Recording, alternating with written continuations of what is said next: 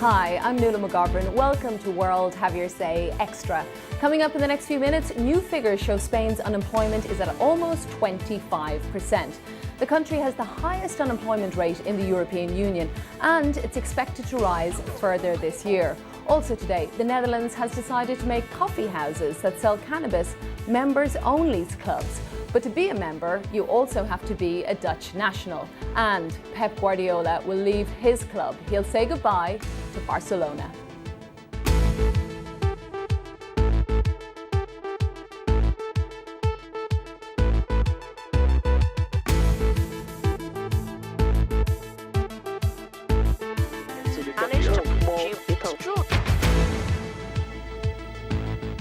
Spanish unemployment has hit a new record high. 1 in 4 are now without a job, and it doesn't look like these figures will improve this year. Spain's unemployment rate is now the highest of all 17 countries in the Eurozone. Now, lots of you have been getting in touch with your stories about the situation there. Ada emailed us. I'm a young Spanish woman currently exiled in Rome because I found a job here. The situation in Spain is hopeless, especially for young people. And Alison in Tarragona emails, as a teacher, I've had to have my wages cut and my daughter's class size has increased, but I am grateful to have a job and I didn't strike last month.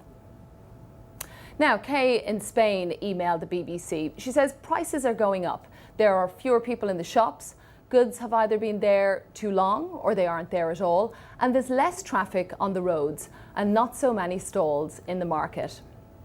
Michael got in touch. He's an Australian and he's living in Spain. He told us how difficult things have been for him and his wife.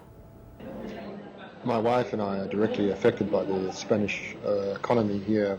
Since finishing her master's degree almost 2 years ago, she's been unemployed, trying to find a job with a company or start up as a consultant on her own.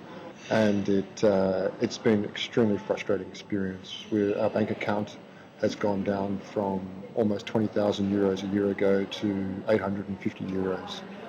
My pay as a university researcher comes in this month, just before the rent, and hopefully we'll be able to survive another month or two.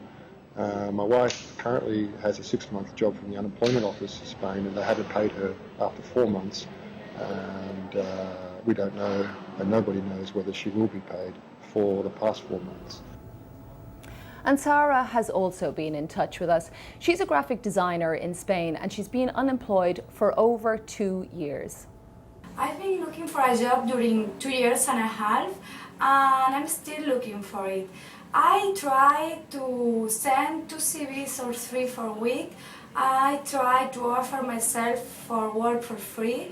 I try to study another thing, but there's no option. They say that they don't need you, and well, I have 10 friends of mine looking for the same, and we are thinking to move to another country. I think it's the only option that we have now. Well, the famous Dutch coffee houses that sell cannabis will be closed to non-members. But to be a member, you have to be a Dutch national. A judge today upheld the government's plan to crack down on the country's drug tourism. Many of you disagree with the decision. David emailed us. He said, I feel that this will lead to criminal activity within Holland itself. Tourists will still manage to source marijuana in Holland. It will just be in an illegitimate way. And Danny in the UK emailed the BBC. He said, I am fuming. I've booked my tickets for Amsterdam for late July, and if they enforce this ban, it will ruin my holiday. Amsterdam is known for its cannabis, and enforcing this ban is going to make them lose a lot of tourists. Lucas in Poland, he also got in touch, emailing us. He said, I think it's a really good decision, as you could get the impression that the Netherlands has nothing to offer but decriminalise drugs. And Jack also got in touch, an American but living in Luxembourg. He says he's disappointed that this law has been upheld. I've been living with a spinal cord injury since 2010 as a result of a failed back surgery and chronic pain associated with that, since chronic nerve pain in my leg. And cannabis has been the only thing out of a list full of medication that's been anywhere. been able to come anywhere close to helping me. And I'm really saddened by the fact that I'm not going to be able to drive to the next country over to get it legally anymore. And to Barcelona, their coach Pep Guardiola said today he will leave the club at the end of the season. Their most successful manager said the demands of the job were too high and his energy levels too low to continue. Now, it ended a difficult week for the team. They exited the Champions League semi-finals after defeat to Chelsea, and a loss to Real Madrid in the league will likely cost the club a fourth straight Spanish title. Despite that, praise has been pouring in for Guardiola since his announcement. Like Jay, who posted on Eurosport, he said, "The Barca team and fans will miss you." Victor tweeted, "I'm a Real Madrid fanatic, but I'm disappointed that Guardiola has retired. I liked the Mourinho versus Guardiola."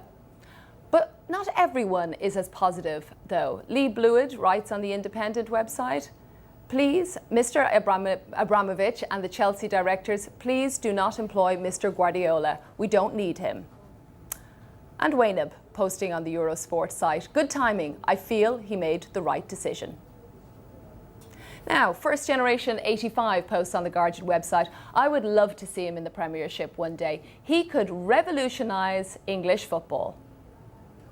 And Miguel is a Barcelona fan and he's in Chile. He says he'll be sad to see Guardiola go. Well, that's it for World Have Your Say this week. Thanks so much for watching. We'll be back with World Have Your Say at 15 hours GMT next Friday. And don't forget, you can keep posting on all today's stories at facebook.com/worldhaveyoursay. Наши tigre